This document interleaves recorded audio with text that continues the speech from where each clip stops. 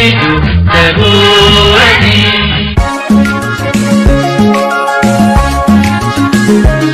Sagantaa tamsaasa kallattii raadiyoo sagalee walabummaa Oromiyaa kibxata adoolessa bultii 13 bara 2021tiif waan qindeeffanne qabannee dhiyaannee jirra.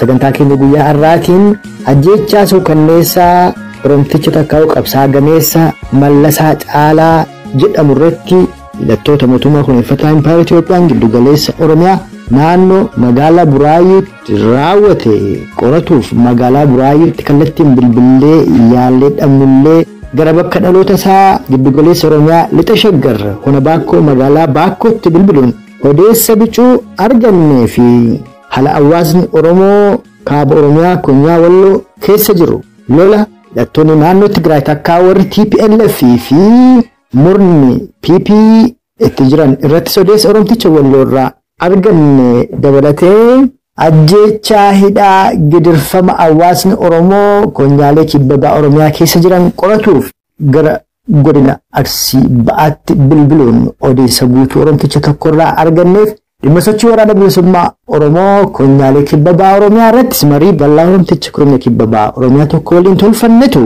sagantaa kana keessatti isiniif dhiyaata. Turtiin keessa nagamaa kuffii keenyaatti nu faana ta'uuf isan hawwata. Amma sududumaan dhimma ajjeechaa qabsaa Oromoo gabeessa Mallasaa Caalaa irratti giddu galeessa Oromiyaa naannoo magaalaa Buraayyuutti raawwate qoratuuf gara bakka dhaloota isaa magaalaa Baakkootti bilbilee odeessa bicuu arganne isiniif dhiyeessuun kan afettis waluma duraa duuba tarkaanfanne itti dhiyaadha.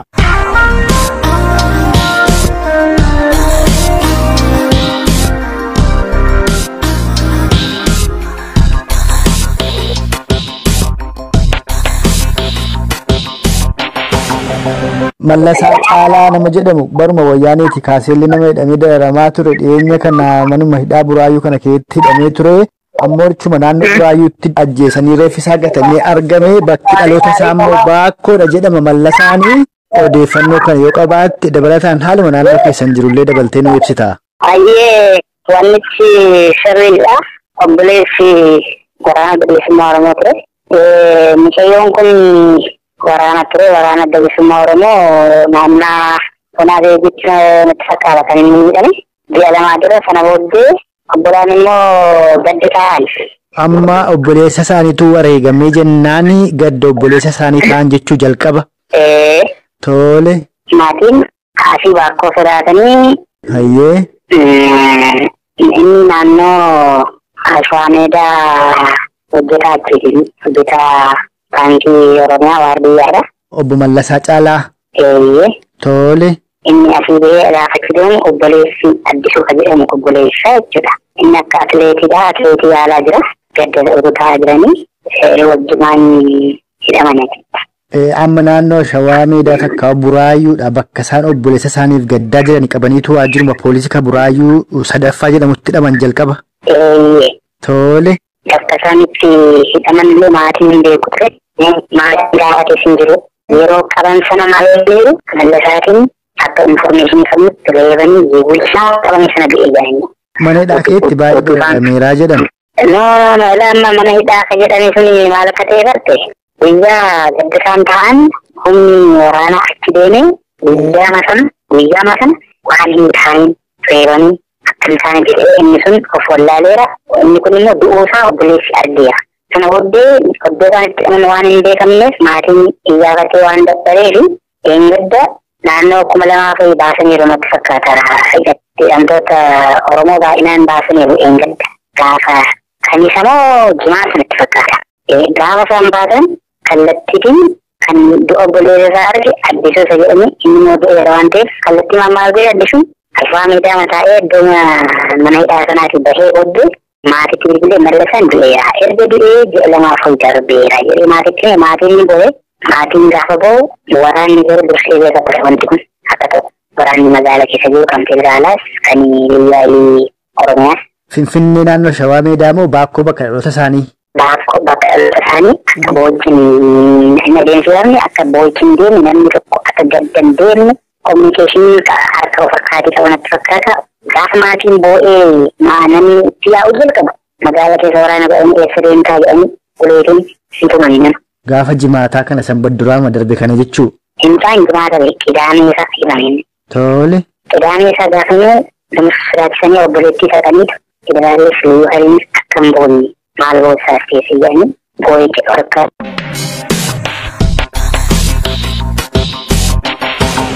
Dhimma ajjeechaa suukanneessaa Oromticha Mallasaa Caalaa jedhamu irratti baatii lamaan kana keessa raawwate qoratuuf gara magaalaa Baakkootti bilbilee odeessi bicuun arganne kana fakkaata.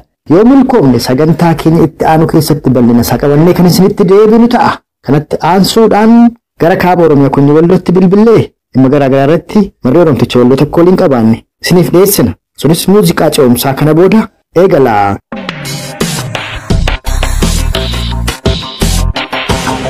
Lolli humna TPLF warra Tigraay fi Koloneel Abiy gidduutti jabaatee Oromoo Walloolleen daboo kadhachaa jiru jedhu har'a Walqaayitti Xagadee fi iddoo biraalleen humni TPLF akka to'ateetu himamaa. Kana sinirraa odeeffatuuf jedhee akkamitti jirtu akka Oromoo Wallootti?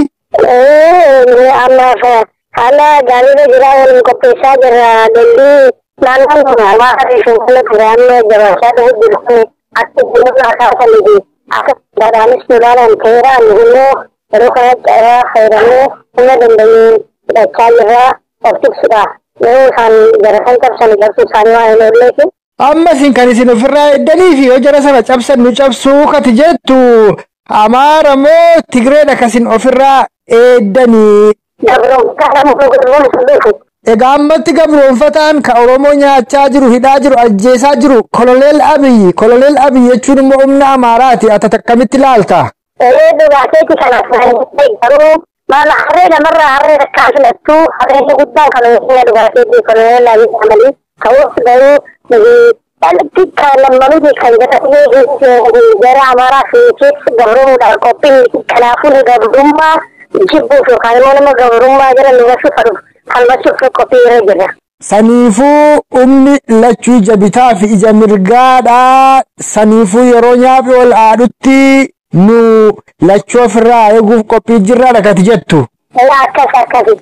Gama biraatiin honoota Walloo garaagaraa keessatti humni Amaaraadhaa warri nu lolaa jiru nu cabsaa jiru bor isinitti darba waan ta'eef nu gargaaraati Tigree haadha jedhanii Oromoo Walloo sossobaa jiru jedhu mee kanarraa nu himi.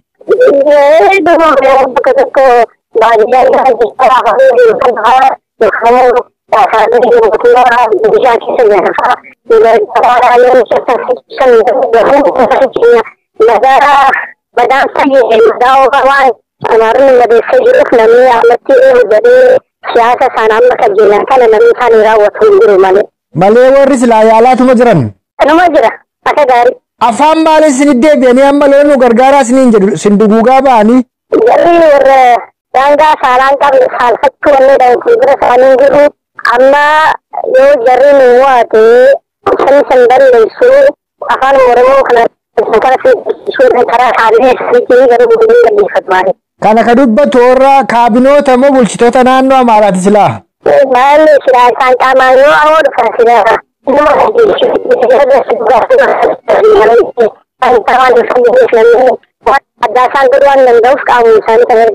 amma gaa sadarkaa odeeffannootti lolli warraa akkamitti jira? Amaarriif Tigreen akkamii walitti jirti? Warri Tigree Walqaayitii fi iddoo biraalleen qabatanii jedhu humni Amaaraa naannoo san gadhiisee baqataa jiraa jedhu mee waan quba qabdu kanarraallee odeeffannoo nu qoodasumaan.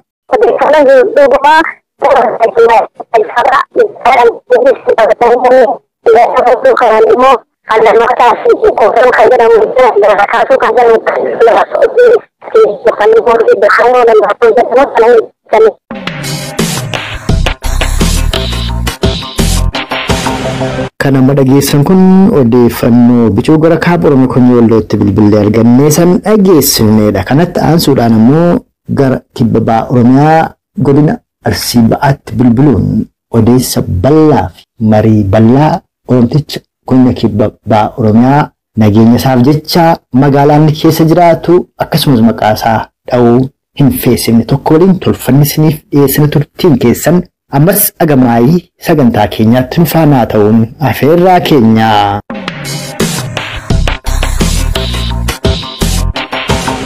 Godina kibba ba'a Oromiyaa kana keessatti wantoota hammaata deddeemaa jira. Fakkeenya asuma kan kanatti irraa fi ta'ee aanaa dabataa keessatti guyyaa lama dura sama tokko beektaa sarara kan illee kan ofuma isaaniitti ajjeesanii fidaniiti gatanii turan. Waraqaan dhimma hin qabu suuraa isaallee barbaadaa jira beektaa odeeffannoo kaleessa qaqqabe. Gadda halkan ofuma isaaniitti warri yeroo kana kennillee irraa koree kan isaati amma achirraan deemanii warri qaamni nageenyaa kunniin waajjirri poolisii qorataan poolisii baamsillee fi jedhisee jedhamu isaaniitti wal gurguranii shaneen galteetti harka isaa irratti harka tokko irratti adda bilisummaa Oromoo jedhanii harka tokko immoo Oromiyaa jedhee ta'e waan akka fakkii allaatti fakkiirraa qabaadhaan midhaan dheeraadha qal'aadhaan goggogaa isaa jedhanii harka mirgaa kan hanga xiqqashoo keessarraa madaawii qabaman sanaatti mala tokkollee qabu shiriituudhaan akka maranii awwaala nu ajjeesan fakkaata jettee kaamsanii jedhan madamneettinu. Tarii eessarraa fidan laata maal fakkaata? Amma midhaan harkaan tilmaamutti beektaa ijoolleen kun ijoollee harka kanneen hubamarra waa tottobatan kun barruu harka irratti qopheeffatan kun ijoollee keenya ijoollee warra macaaftuu lamaati malee ijoollee warra arsee kun baay'ee waan akkasii kanneen fayyadamanii. Isaan manatti fakkaata beektaa gadama warra biraatti malee dhaabiraa irra ture achirraa ajjeesanii fidaniituma gatan beekaati shaneen magaalaa kanallee seente jechuudha ana bona gadama saasaatti. Shanee kana tumaan Oromoo maqaa hin qabne moggaasanii ajjeesuuf jedhu ammoo shaneen yoo ta'e Oromoodhumatu maqaa kanaa yaamu qabsaadhumatu maqaa shaneen yaamu haa ta'uti har'a waraanni bilisummaa Oromoo WBO'n guutuu Oromiyaa keessa jira godina Arsii Lixaa kee jira Baa kee jira Gujii jira Boorana jira Shawaa kee jira Wallagga kee jira bakka dhibeeyyuu hin qabu hawaasni Oromoo isa kana akkamittiin ilaalaa jira yeroo isaan shanee jedhan kana shanee kana eenyuun akka isaan jedhan hawaasaaf hin himne. Dhibamee jiraallee isaanillee beeku jettanii sana dura gaafa sirna TPLF gaggeessaa ture keessatti abaa'oo biyyicha dhufa kana shoroo keessaa itti moggaasanii tura kun beekamu amma immoo isa sana dhiisaniitiin maal gochuu jalqabanii shanee ofuma isaaniitti itti moggaasa shanee jechuun miseensa shanee gobii sabaa irraa kan moggaasan ofuma isaaniitti biqilanii Oromoo ittiin xiqqeessuuf ittiin ajjeesuuf ittiin baqsuuf ittiin shororkeessuuf ittiin ajjeesuuf maqaa isaa qopheeffata akka ta'e Oromiyaa guutuu keessatti beekatan sirriitti beekama. Ijoolleen keenya immoo ijoolleen daldala jirtu waraana bilisummaa Oromooti malee waraana nama tokkooti illee miti waraana shanee jedhamu illee miti isaan shanee miti garuu isaan ammoo kana shanee jedhanii jecha kana kan moggaasaa ture nama kana jeneraal Kamaal Galchuu namni kaseedaa isaa beektan karaa gaafa turan maal akka inni moggaasee gaafa Daawudii wal dhabannee achirraa fattuqee irra badhaan kun moggaafamee dhufe kanan tolchinee uummanni hundi beeka. Keessumaa amma Konyaalee Kibbabaa Oromiyaa kana Arsii Baaf Lixaa Baalee keetti waraanni bilisummaa Oromoo jabaateera. Ijoolleen sikkoo maddoo jajjabduuni ustaazonni illeetu nafin sheekonni osoo hin hafinitti har'a miseensota waraana bilisummaa Oromooti Konyaalee Kibbabaa Oromiyaa keessatti hojii akkamii hojjechaa jiru miseensonni waraana bilisummaa Oromoo gamasi hawaasni Oromoo akkamittiin waliin jirame bal'ina qabxii kaafnee isa jalqabaatti ni deebinaa ammatti kan gadaba isaasaa qofa dubbannee sanarraa nu himame. Tole hawaasa Oromoo godina Kibbabaa Oromiyaa kana keessatti wantoonni adeemsifamaa jiru hundi isaanii jechuun karaa nageenyaatiin akka bilisummaa Oromoo mirkaneessuu hin dandeenye isatti mul'atee jira. Jaalawwan keenya kan qabnu qaqqaalii malee akka jiran akka ajjeefamaa jiran akka malee bakka buute isaa dhabamaa jiru kun isatti nama hundaafuu galee amma kan dubaasuu danda'u qabsoo hidhannoo qofa. Qabsoo hidhannoo immoo waraana bilisummaa Oromoo wajjin kaanee sheekas ta'e qeesis ta'e daldalas ta'e hojjetas ta'e hundi isaanii nama akkanaan jiraatu illee ta'ee jechuun hundi isaanii kan hunda qophii kun gara daldalaatti deemee leenjii fudhachaa jira kun ammoo dinagdeedhaan utubee jiraachisaa jiraatu kun ammoo nama ijaaruudhaan gaafa tokko taa'amee hin beeku beektaa erga sirnichi kun dhufee miti kana durallee taa'amee hin beekamu erga waggaa 40 wayii adda bilisummaa Oromoo erga hundeeffamee irraa kaasee gaafa tokko Oromoon taa'ee hin beeku illee diina jalallee ciisee hin beeku ofirrallee taa'ee hin beeku wal barsiisaa wal agarsiisaa kun du'aa darbu kaanitti dabarsaa deemaa jiru nama irraatti dabarsaa waan deemuuf kun bal'inaan waan kan hojjechaa jiru fakkeenyaaf Konyaa Baalee kana keessa beektu sheekota Baaleetti baay'eetti makamee jiru Arsii Lixaa kana keessa illee sheekota baay'ee makamee jiru abbootii qabeenyaa baay'ee makamee jiru barattoota baay'ee makamee jiru barsiisota yuunivarsiitii irraa gadhiisanii makaman baay'ee jiru jechuudha maaliif seeta kana hundi ta'amuuf manatti taa'anii du'uun isaa hin hafu manatti taa'anii du'uu irra achi seenanii daggala seenanii isaa wajjin wal falmaatiin gaafa guyyaan beektu yoo duuta illee jechuudha bilisummaadhaan duuta jaannata seentaadha bakka itti wadanna qabiitti qabateetiin irratti ciccee shahiida jedhama akka amantaa musliimaatti jettee jaannata argataa jedha kun haqa keenya Oromummaa jechuun haqa keenya qabeenya Oromoo jechuun haqa keenya nuti kan falmaa jiru haqa keenya falmaa jirra wala qalamaatu qaan jiru kanaaf kitaabni hin dhorku kanaaf sochii akkanaa tura inni biroo immoo iddoo tokko tokkotti ammoo sheekoleellee qabataniitiin yeroo lola nama muraasa iliitota muraasa bu'aa isaaniitti baqqasiisanii jallisaa turanillee jiru wantoota kanneen illee of eeggannoo itti kennanii akka sirraan ta'e sirraaniitiin haala Oromiyaa fi Oromoo keessa jiru kana akka xiinxalanii Oromootti makamanii gosa laatamaa fi jiraata nama darbantaanaan tarkaanfii sirreeffamaa akkatti fudhatamu kallattii kaameeraatti qeerroon kaatee jira. Egaa amma qeerroon Oromoodhaa godina Arsii keessatti amma gara Basaasaa keessatti ajjeefame suurri isaa yeroo mul'atu mallattoolee qaama isaarra jiraniin ijoollee gara maccaa kanaatti dhufte ta'uu hin haftuu jette. Kana kan isaan godhanii fi ammoo kan isaan maqaa shaneetitti moggaasanii akka waan waraanni bilisummaa Oromoo yookaan wooboon kutaa tokkorraa ka'ee gara kutaa biraatti socho'u qofaa akka waan hawaasa Oromoo hin hirmaachisne fakkeessu waan isaan kaasan yookaan waan isaan kana tolchan fakkaachuu danda'a. Ammoo qabatamaatti kan argaa jirru kan Oromoon illee beeku ilmaan Oromoodhaa akkasikkoof mandoo akkuma erga gaafa Oromoof Oromiyaan cabee gadi taa'ee hin beekne aarsaa baasaa jiru arras baasaa jira. Akkuma naafatis waliin quba qabnu sheekota akkasumas Oromoota jajjaboo hayyoota kunoo yuunivarsiitii gadhiisanii woobootti makamanii akka isaan lolaa jiran leenjii fudhataa akka jiran atuu kaafteetta. Kanarratti meeta hawaasa Oromoo maal gorsita dhimma sochii waraana bilisummaa Oromoo kanarratti? Hawaasa Oromoo kan gorsu nuti uummatni jaatama ol qabna beektee Oromiyaatti hundachii ishee badhaatuudha uumaan ishee illee beektee akka loogee hubetti waaqa kana gala keessa dhabeetti addachii kan hunda naanna'een argeen jira waan sajaba keessa akka carraa ta'ee jechuudha. Lafa jirtu dachiilee jirtu hunda keessa dachii Oromoo kanallee dachii addaa rabbi Oromoo ammallee uummata Oromoo kanallee uummata beekaa jajjaba akka addunyaatti otoo kan dorgomu ta'e dorgomee darbuu danda'u dorgomeellee kan itti jirullee jiru qaamna piroofeesaroota baay'ee qabna sanchistoota baay'eellee qabna Oromoo jechuudha. Kanaaf uummata amma naga'u kana taaneetiin waggaa 158 guutuu sirna cunqursaa iliitota nafxanyootaa jechuudha. Aadaawii sirna durii warra nurratti leellisanii jalatti buluu hin qabaanne yaa Oromoo wal ta'a. Ofii galgaltee waan xiqqashoo dhibbentaa keessaa parsantii takka argachaatiin saba kan kee hin nyaatini. Parsantii 99 guutuu namaa kennitee parsantii takkaatti argattee saba kan kee hin nyaatini of hin nyaatini. Ilmaan kan kee kan daggala jala cinaa dhaabbadhu. Yoo humna dhabde horiidhaan cinaa dhaabbadhu. Yoo horiidhaan dhabde yaadaan cinaa dhaabbadhu. Yoo yaadaan dhallee dhabde adabadhuuti taa'ii shirarratti hin xaxini. Ilmaan Oromoo shirarratti hin xaxini. Kana gochuullee dhiisan Oromiyaan ni bilisoomti. Dhiigalmaan isheetiin bilisummaa irra ni geetti.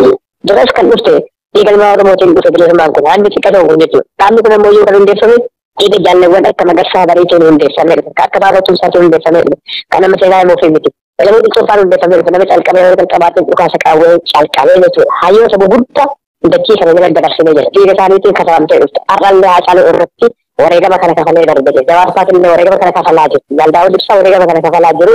Kanaaf jaalmarroo fa'aatti makamuun beekamaa filannoo waan hin qabne waan ta'eef yaa Oromoo of ta'e of ta'uun dargaggeessa calqabaati. Biyyi Eertiraa reessittii sun gaafas of taatee bilisoomtee asna dhiibbaa nurra geessaa jirti. Nutillee warra Tigraay kana gadii miti. Uummata biyya naganaa kana hunda qabanne biyyi Itoophiyaan Oromiyaa nyaachaatiin Itoophiyaan ijaaramtamoo yoo hin jirtu adadan hin jiraattullee.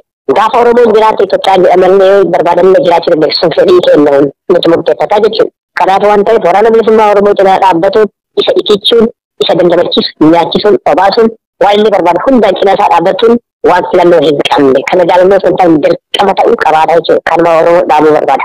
Ayyee fayyaa ta'e amma gara akeekaaf galma qabsoo bilisummaa Oromootti dhufnaa gootonni Oromoo qaqqaaliin aarsaa lubbuuf qaamaa baasanii darbanii arras baasaa jiru gootota Oromoo hedduu keessaa namoota muraasatu tuqxeettaa jaalalamoo qilxuurraa kaaftee qabsoon gaaf sana eegalte impaayera Itoophiyaa kana dimokiraatessuu immoo biyya Oromoo Oromiyaa walaboomsuu fi kan yeroo baay'ee galmi qabsoo bilisummaa Oromoo akka gufatu taasisu hayyoota warri jedhaman hooggantoota jaarmiyaa siyaasaa warri jedhaman akkasumas ammoo makoonni warra impaayera Itoophiyaa Oromootu ijaaree warri jedhan burjaajii isaan uumaniin hawaasni Oromoo galma qabsoo bilisummaa Oromoos wallaalee wal jaalchifameetu burjaajii keessa seenee aarsaa guddaa baasee osoo galma isaan ga'een gufataa jedhama. Kanaafan kana adda baaftee akkatti nuuf ibsituuf si gaafadhee galmi qabsoo bilisummaa Oromoo eessa kan isin har'a qabsaa jirtaniif ilmaan keessan itti dhabaa jirtan ofiis aarsaatti baasaa jirtan impaayera Itoophiyaa dimokiraatessuu moo biyya Oromoo Oromiyaa walaboomsuuf kan adda baasii nu ibsi. Baay'ee kun sagalaadha. Duruu baay'ee calqabuma dhaabni adda bilisummaa Oromoo gaafa hundaa'u kaayyoo fakkeenya mataasaa danda'e qaba. Mul'atas qabaa jechuudha. Waan dhoksaa jiruu miti garuu akkuma isin jettanii warroonni Itoophiyaa dimokiraatessuuf iyyuu uummata Oromoo kanatu iyyuu Itoophiyaa kanaayyuu dimokiraatessuu danda'a. Itoophiyaa kanaayyuu kan ijaaru uummata Oromoo kan jedhan illee ture sirriidha. Burjaajii kanaan uummanni Oromoo qabsoo isaa galmaan gaatee osoo abbaa itti hin taane warra bal'aadhaan durriyeedhaan irraa butamaa ture. Darraa eebbachuu darbiin irraa butate akka beekamu Haayila Sillaaseen irraa butate gaafa Jeneraal Taaddasaa Birruufaa fideetiin galamsichiidhaan abdiidhu. Ammalli darbiilleen gaafa jeneraalota hedduu ajjeesu irraa guutate. Beekamaadha warra Laysoo fa'aa jechuudha. Warra ajjeesaa miti warra akka Hayilee Fidaa jechuudha. Ammas darbee sirni TPLF illee gaafa guyyaa 2016 kaasee 2018 gaafa qabsoon deemtu sana Abiyyi afaan muuxatee Oromoo irraa bute. Oromoo bal'aan irraa bute jechuudha. Amma ammoo qabsoon nuti irra jiru jalqabuma irraa kaasee hin gargaartu Oromiyaa walaboomsuudha. Sirni cunqursaa bittaa nafxanyoota iliitota jalaa Oromiyaa walaboomsine Oromiyaa bilisumtee fi Oromiyaa walaboomte argachuu seena jechuudha. Nuti kan dhiiga keenya bisaaru kanaaf malee Itoophiyaa ijaaruuf Itoophiyaa yoo barbaadde biyya haa taatu. Akka Obbo Magarsaa Itoophiyaa suusnoo jedha sana osoo hin taane Itoophiyaan summii Oromooti. Gaafa tokko Oromoo fi suusii taatee illee hin beektu. Gaafa sirna Minilik irraa duroo sirna Sisiniyoos irraa kaafnee Teediroos Yohaanis kaafnee seenaa kana otoo kaafnee dhufne Oromoon lakkoofsa isaayyuu baay'ee danuudha. Gaafa harkarraa muranii harma muranii qilee irraa gataa turan jechuudha. Har'a rasaasa ammayyaatti deebi'an malee Oromoon gaafa takkaayyuu Intaayira Itoophiyaa kana keessatti nagaan bulee baay'een beeku. Waan bineensi daggalaas ta'een deeme ta'utti jira. Istila haadha ammayyu mana wajjin gubatutti jira. Ilma isaa ajjeesanii yoo ati godhadhatte maaliif bootti dhabee haadha irratti daraba irratti cabsan. Mana yaalaa geessan mana yaalaa keessaa butanii dabarsan. Ajjeesanii bineensa nyaachisan. Waan bineensi daggalaa irratti hin taane Oromoo irratti taate. Kanaafuu wanni nu Itoophiyaa dimokiraatonni sun hin jiraatu. Hin jirus hin jiraatus. Oromiyaa walaboomtee, Oromiyaa bilisoomtee, Oromiyaa of dandeette biyya addaa ta'uuf seena nuti. Keewwata 39 sana akkuma ijaaramteen ishiidhaan tottobnee biyya of dandeette taanee ijaaramuu barbaada. Abbaan fedhammoo saboonni ilaalcha dimokiraatii qaban nutti makamuu fedhii isaaniitu isaan dirquu hin dandeenye. Maaf jennaan namni bilisummaa of barbaadu tokko nama biroo ammoo akka inni hin bilisoomne gochuu hin barbaadu. Nuti akka keenyaaf falmanna. Namni akka isaatti bakka keenya falmatu yoo argame nutti makame ammoo waan dinnu hin qaban.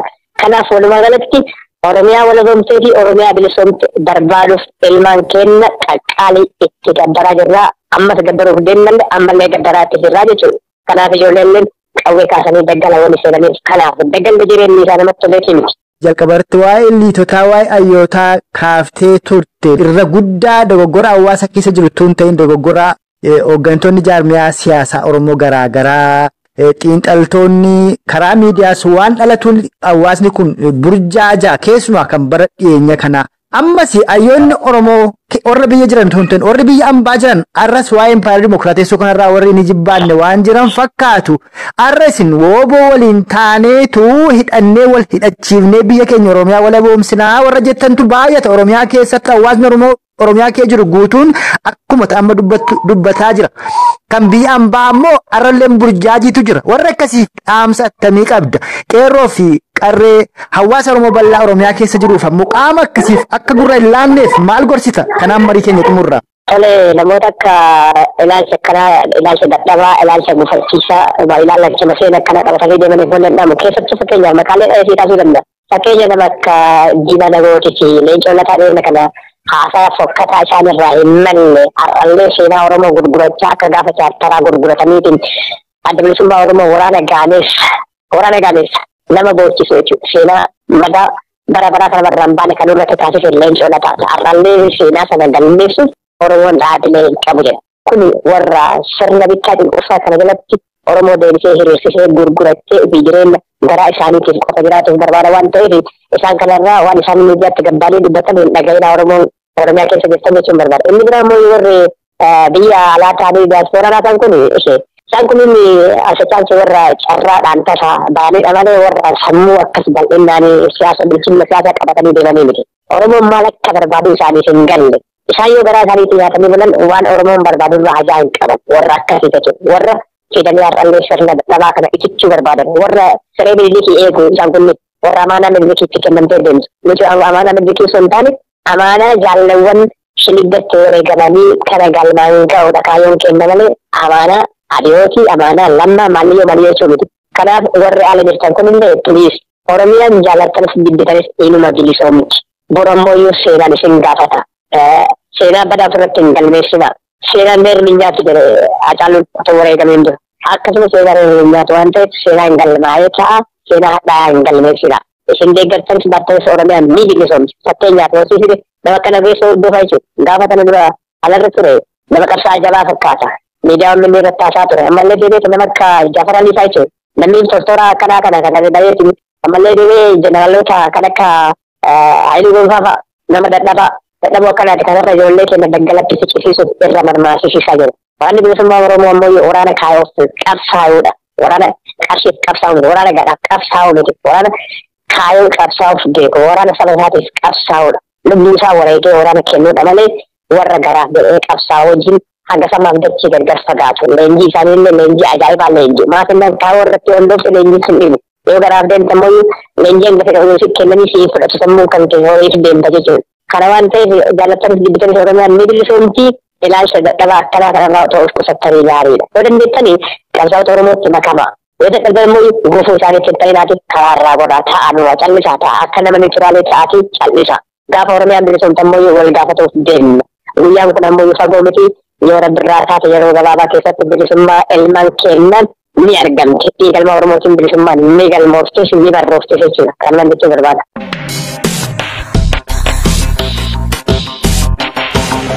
Kan maayesarratti